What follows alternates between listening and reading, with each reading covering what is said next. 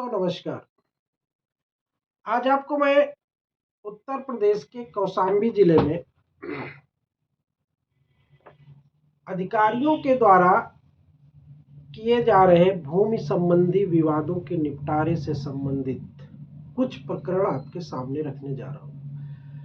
इस प्रकरण के संदर्भ में मुकदमा करीब 23 सालों से चल रहा है, लेकिन आज तक उसका निस्तारण नहीं हो सका है। निस्तारण क्यों नहीं हो सका है और विवाद क्यों बना है, इस पूरे प्रकरण पे आज मैं विस्तार से चर्चा करना चाहता हूं। और जमीनी संबंधी विवाद किस तरह उत्पन्न किए जाते हैं, किस तरह उनको बनाया जाता है, उसके बारे में भी आज मैं आपको बताना चाहता हूं।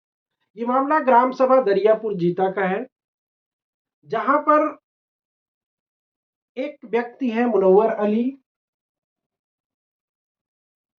अली। इनके दो पुत्र हैं, अब्दुल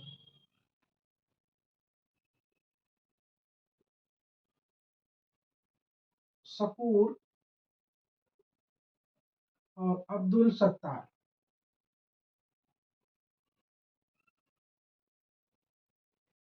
अब्दुल शकूर और अब्दुल सत्तार। इन दोनों भाइयों की मृत्यु जो है वो हो जाती है 1976 और 78 के आसपास, 1976 और 1978। ये बड़े भाई हैं और ये छोटे भाई। इनकी विधवा पत्नी हकीमुन्निसा,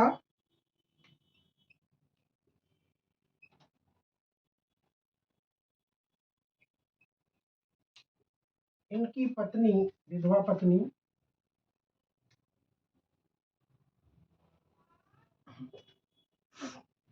रशीदा खातून।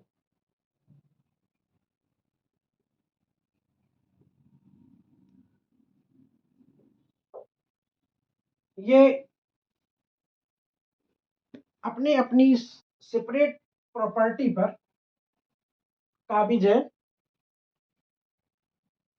अपनी अपनी सेपरेट प्रॉपर्टी पे इनका कब्जा है। इनकी मृत्यु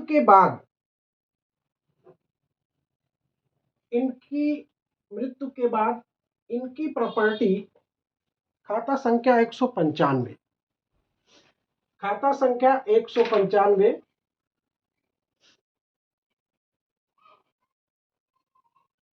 ये इनके नाम जो विधिक भाषा है पाका 11 में दर्ज हो जाती, जैसा कि आप लोग स्क्रीन पे देख रहे होंगे। पाका 11 में हकीमुन्निसा का नाम दर्ज हो जाता है 1982 में। दर्ज होने के बाद कब्जा उनका अपना बना हुआ, उनकी प्रॉपर्टी है तो कब्जा उनका है। लेकिन इनकी प्रॉपर्टी इनके मरने के बाद इनके नाम आ गई। तो इनके एक बेटा है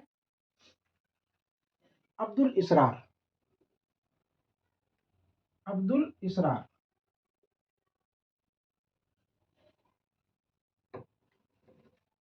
इनके कोई बेटा नहीं है और ना कोई बेटी है, ना कोई बेटा है ना कोई बेटी है। इनके एक बेटा है अब्दुल इसरार। ये अपनी प्रॉपर्टी पे आराम से सुख चैन से रह रही हैं, यूज कर रही हैं, कोई इशू नहीं था। ये भी अपनी प्रॉपर्टी पे आराम से उपभोग कर रही थी, कोई इशू कोई विवाद नहीं था। गांव के चंद ऐसे बेईमान और मक्कार टाइप के लोगों के कहने से ये रशीदा खातून जो गांव में रहती थी, ये जो कानपुर में रहती थी, 1996 की बात है, 1996 की बात है। इनके खाता संख्या 195 को, क्योंकि ये कानपुर में रहती थी तो इनका गांव में एक व्यक्ति को इन्होंने दे दिया था, वो व्यक्ति उस पर खेती करता था, कब्जा बाकायदा बना हुआ था। 195 की वसीयत दिखाती, अनरजिस्टर्ड वसीयत दिखाती हैं 1996 में, 1996 में, कि अब्दुल शकूर इनके साथ नहीं रहते थे, वो इनके साथ रहते थे, यानी कि अब्दुल सत्तार के साथ रहते थे। और उनके मरने के बाद इनकी सेवा इनकी विधवा रसीदा खातून करती थी। ये एक मनगढ़ंत पूरी वसीयत थी जो अनरजिस्टर्ड थी। हुआ क्या कि अनरजिस्टर्ड वसीयत मानी नहीं जाती, तो पूरा इनकी जो अभी मैंने जो आपको खतौनी दिखाया, इसको संशोधित करा के, यानी कि इस पे फर्जी तरीके से, फर्जी मतलब वसीयत के आधार पे इन्होंने, रसीदा खातून ने अपना नाम हकीमुन निसा के स्थान पे चढ़वा लिया। दर्ज हो गया, दर्ज हो गया, अभी किसी को कोई कानो कान खबर नहीं है। उसके बाद क्या होता, जब इनको पता चलती है ये बात, तो ये कानपुर से आती है सिराथू तहसील, वहां पे अपना मुकदमा, अपने हक की लड़ाई लड़ती हैं। 2002 में इस पे तहसीलदार महोदय का आर्डर होता है। आर्डर होने के बाद इनकी वसीयत को वो खारिज कर दी जाती है और पाका 11 बहाल करने का आदेश हकीमुन निसा के पक्ष में होता है। पाका 11 बहाल होने के बाद हकीमुन निसा, क्योंकि अब काफी ज़ईफ हो गई थी, आने जाने में, इनको मुकदमा लड़ने के दौरान भी काफी हालत खराब थी, आने जाने में दिक्कत होती थी, तो इन्होंने क्या किया कि गांव के एक व्यक्ति स्वर्गीय श्री गफ्फारुल हसन के हाथ इन्होंने सेल कर दिया, बेच दिया। तो उनको भी, गफ्फारुल हसन बॉम्बे में रहते थे, उनको भी प्रॉब्लम थी हार्ट की, तो उन्होंने क्या किया कि कुछ दिनों के बाद, ऐसे मामलों में वो ज्यादा इन्वॉल्व होते हैं, लेकिन ऊपर से धार्मिक रहेंगे, दाढ़ी भी रहेगी, टोपी भी रहेगी, यानी हर तरह से वो आपको धार्मिक दिखेंगे, लेकिन अंदर से उनकी नस्ल की गंदगी उनके खून में दौड़ती रहती है। ठीक है, तो ये हुआ। उसके बाद क्या हुआ कि ये गफ्फारुल हसन ने अपनी प्रॉपर्टी अपने वाइफ और नूरुल हसन के नाम कर दिया। ये लोग अपील में गए, अपील में भी 2004 में एसडीएम महोदय ने इनकी अपील को निरस्त कर दिया। फिर उसके बाद ये 2002 में इन्होंने बैनामा ले लिया था। 2002 में प्रॉपर्टी सेल हो चुकी है, 195 नंबर, ध्यान रखिएगा। उसके बाद ये लोग अपील में गए, 2004 में इनकी अपील निरस्त कर दी गई, पुनः दाखिल खारिज की प्रक्रिया शुरू की गई। तब तक ये कमिश्नरी जा चुके थे, कमिश्नरी से ये स्टे लेके आए, दाखिल खारिज फिर रुक गई। दाखिल खारिज रुकने के बाद मामला चलता रहा, कमिश्नरी में मामला पेंडिंग में चलता रहा। फिर वहां से कमिश्नर साहब ने कहा कि इसका जाके निम्न न्यायालय से आप निर्णय लेके आइए, 2006 या 7 की बात है। वहां से फिर कमिश्नर साहब ने इनको भेज दिया कि जाइए आप लोअर कोर्ट से इसका फैसला करा के आइए, या फैसला वहां से कराइए। फिर ये लोग आ गए वापस सिराथू, फिर सिराथू में चला। फिर 2008 में इस पे एक विस्तृत आर्डर एसडीएम महोदय ने लिखा, और लिखने के बाद जितनी भी आपत्तियां थी इनकी, वो सब खारिज कर दिया। खारिज करने के बाद एक लेंदी आर्डर उन्होंने, जिसको स्पीकिंग आर्डर बोला जाता है विधि की भाषा में, उन्होंने लिखा। लिखने के बाद उस आर्डर के खिलाफ फिर ये कमिश्नरी फिर पहुंच गई 2008 में। 2008 में अब इधर दाखिल खारिज अभी तक नहीं हो पाई, क्यों? क्योंकि बार बार ये आपत्ति कर देती थी, तो दाखिल खारिज नहीं हो पाई। और मुकदमे का सहारा लेके कि अभी मुकदमा चल रहा है इस प्रॉपर्टी पे, तो इसलिए नायब तहसीलदार दाखिल खारिज नहीं कर सके। उसके बाद ये मामला फिर कमिश्नरी में गया 2008 में। 2008 से लगातार ये चलता रहा, तारीख पे तारीख लगती रही, जैसा कि होता है हमारे देश में। उसके बाद क्या हुआ कि फाइनली ये जो मामला है 2019 में भी चलता ही रहा। लॉकडाउन के कुछ दिन पहले की बात है, अब्दुल इसरार ने क्या किया, इसने, अब इनको जिसने भी बताया हो, जिस वकील साहब ने भी कहा हो, इन्होंने क्या किया कि इस 195 की फर्जी वरासत करवा ली। फर्जी वरासत करवा ली 2019 में, देखिएगा, फर्जी वरासत करवा ली। अब हमारे अधिकारी इतने ब्लाइंड होते हैं, अंधे होते हैं कि वो, और इतना, मतलब अब मैं क्या कहूं कि इतना, मतलब बिना किसी चीज को सोचे समझे किसी दूसरे के कहने पे काम कर देते हैं। लेखपाल ने झूठी रिपोर्ट लगा दी कि उस पे कब्जा अब्दुल इसरार का है। इनको मरे हुए 20 साल हो गए, 2005 में एक्सपायर कर गई थी हकीमुन्निसा। अतः इस प्रॉपर्टी पे हक जो बनता है उनके भतीजे का बनता है। रिपोर्ट लगा दिया। गांव के कुछ चंद ऐसे जिनका खून गंदा है, मैं यही बोलूंगा, खून गंदा है उनका, उन लोगों को शामिल करके इसकी वरासत करा ली। जब हमको पता चला, ये हमको पता चला मई में, मई 2019 में। तो हम यहाँ, हम एक्चुअली में पूरा परिवार हम लोगों का ज़्यादातर प्रयागराज में रहता है।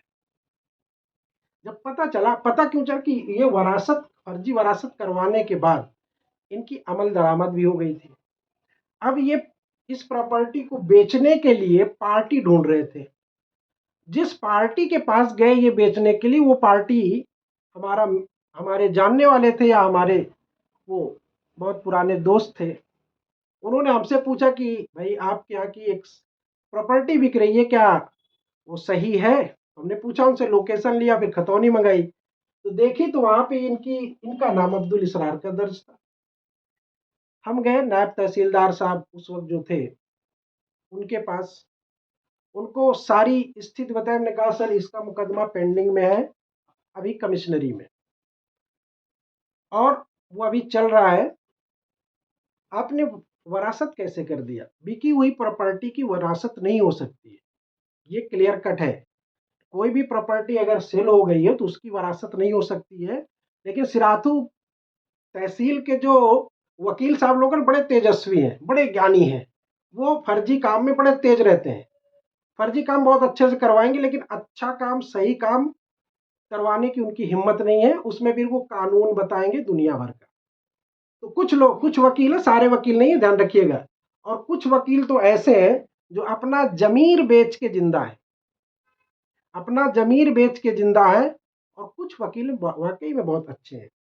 तो जमीर बेच के जिंदा, उसका मतलब समझ रहे होंगे। मैं इसको थोड़ा सा रेफरेंस में नहीं ले जाना चाहता कि अगर बोलूंगा तो थोड़ा से सख्त लहजा होगा और सख्त भाषा होगी।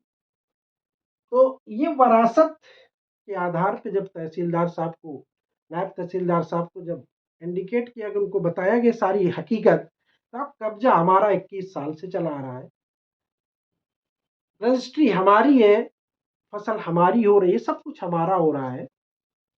तो वो लेखपाल को बुलाया। उस वक्त लेखपाल भी एक मुस्लिम प्रजाति का था।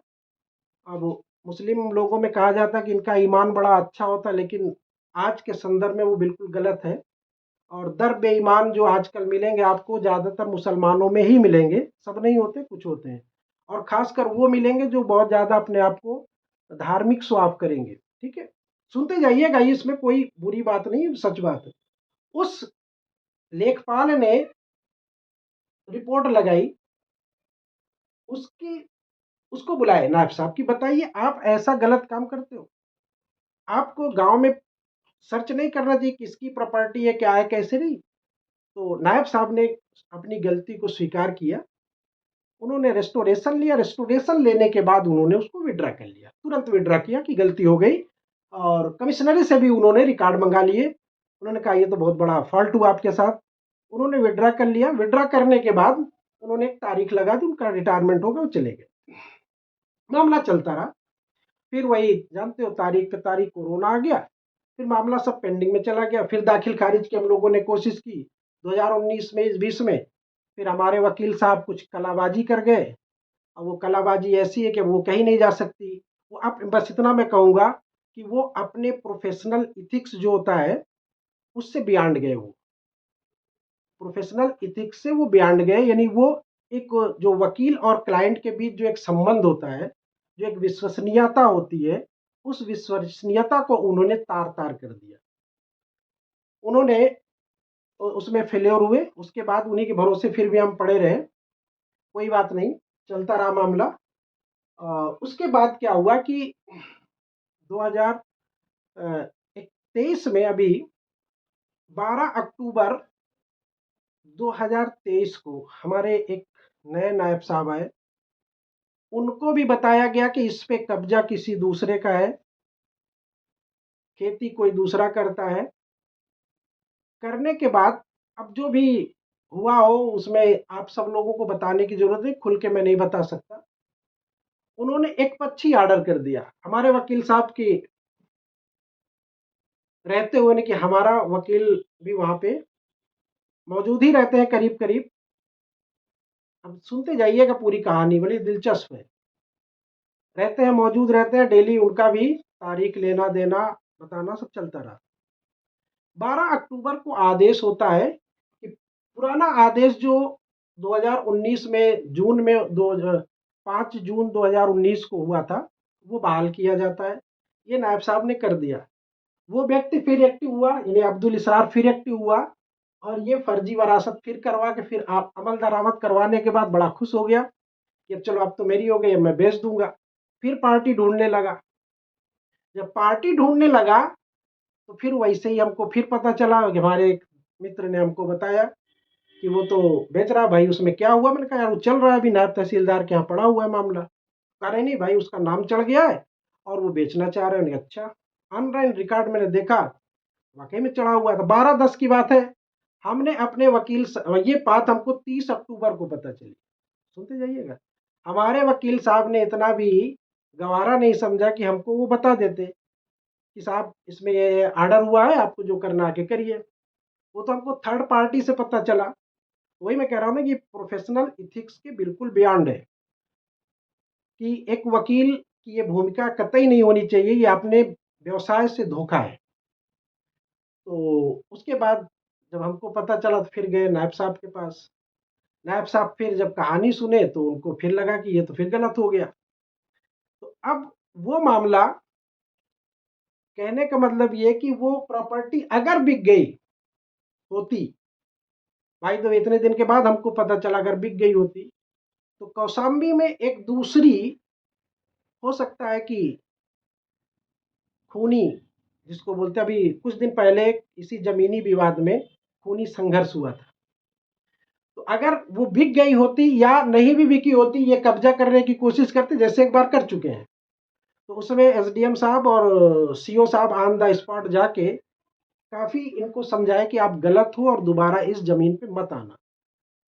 उसके बाद भी ये हरकत दोबारा इन्होंने किया।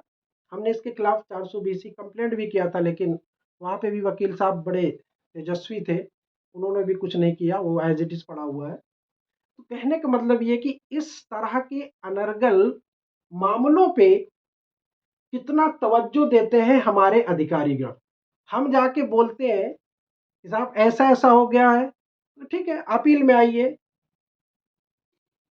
इसमें दाखिल खारिज क्यों नहीं हुई अभी तक?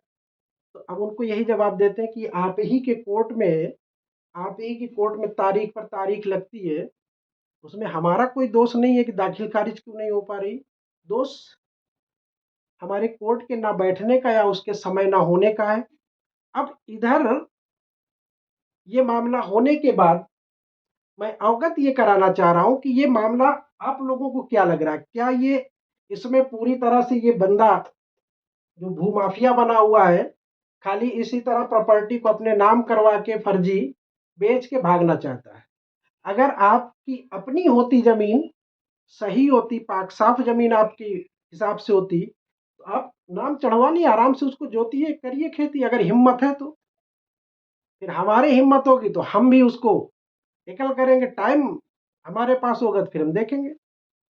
तो कहने का मतलब, मेरा संदेश इससे ये देना है कि गांव के कुछ नाकारे लोगों की वजह से हमारे समाज में समस्याएं क्रिएट होती है, और गलत को गलत कहने वाला इस वक्त समाज में कोई नहीं है। और सही का या सही को सूचित करने वाला भी इस समाज में अब कोई नहीं बचा है। यानी कि अगर कहा जाए तो 99% लोग बेईमान हो चुके हैं, मक्कार हो चुके हैं, 420 हो चुके हैं। और इस पे एक लाइन और है कि एक जमाने में सुना जाया करता था कि तवाइफ तवाइफ अपना जिस्म बेचती थी पैसा लेकर, लेकिन वो भी ईमान से सौदा नहीं करती थी। आज लोग ईमान से सौदा करते हैं। आज लोग ईमान से सौदा करते हैं, उनको पैसा दे दीजिए, लालच दे दीजिए, ईमान से सौदा कर जाएंगे, लेकिन अपना जमीर तक बेच देंगे, लेकिन सच का साथ नहीं देंगे। दोस्तों, मैं पूरे कौशाम्बी के लोगों से उत्तर प्रदेश के अपने सीएम महोदय को दोबारा इस पे एक वीडियो मैंने डाल चुका ऑलरेडी पहले।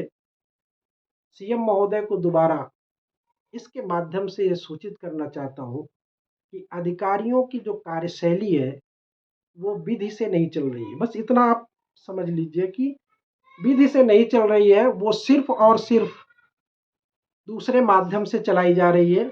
और वो दो माध्यम है, एक माध्यम तो होता है फेस वैल्यू, और एक माध्यम होता है वो जो करप्शन वाला माध्यम है, वो भी चल रहा है, खूब धुआंधार चल रहा है। उसमें कोई कहने की बात नहीं है, कोई उसमें समझने की, आप सबको पता है।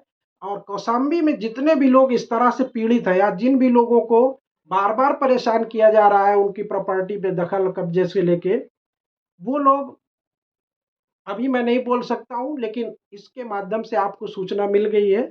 जब भी कभी ऐसी कोई समस्या आए तो एक बार संपर्क जरूर करिएगा। और अधिकारी गणों से मेरी अपील है कि आप लोग रूल ऑफ लॉ का नाम सुना होगा, पढ़ा भी होगा आप लोगों ने। अकॉर्डिंग टू रूल चलिए तो बेहतर होगा, समाज में शांति व्यवस्था बनी रहेगी। अगेंस्ट रूल जाएंगे, समस्याएं क्रिएट होंगी, खूनी संघर्ष होंगे, होते हैं, आप लोग देख रहे हो। और आप लोगों की जिम्मेदारी है समाज में शांति व्यवस्था बनाए रखने की। तो आप लोगों से अपील है कि आप लोग कृपया रूल ऑफ लॉ को फॉलो करिए, जो विधिक है वो करिए। विधिक करने में शायद आप लोगों को बड़ी तकलीफ होती है, मैं देखता हूँ, क्योंकि मैं मिलता हूँ अधिकारियों से। मेरे पढ़ाए हुए बच्चे भी पूरे प्रदेश में जज की कुर्सी पे बैठे हुए हैं, बहुत से सीओ भी है, कुछ दरोगा भी है। तो मैं कहना ये चाहता हूँ कि रूल ऑफ लॉ फॉलो करना है। रूल ऑफ लॉ से चलेंगे तो शांति व्यवस्था कोई दिक्कत नहीं होगी, ना आपको होगी ना हम जैसे शरीफ लोगों को होगी। और अगर रूल ऑफ लॉ नहीं चलेगा तो फिर शराफत का चोला उतारना पड़ता है जरूरत पड़ने पे। और जब शराफत का चोला उतरता है तो फिर वो दूसरे रूप में परिवर्तित हो जाता है, तो वो नहीं चाहते कि वो हो। इसलिए आप लोगों से, पूरे कौशाम्बी वासियों से या पूरे प्रदेश वासियों से ये मेरी अपील है कि आप लोग जो सही है, जो सच है, उसका साथ देने की कोशिश करें। बच्चों को सही और अच्छी शिक्षा दें, गलत कभी करने के सोचे भी मत, और न किसी का गलत करके नुकसान करने की कोशिश करें। धन्यवाद।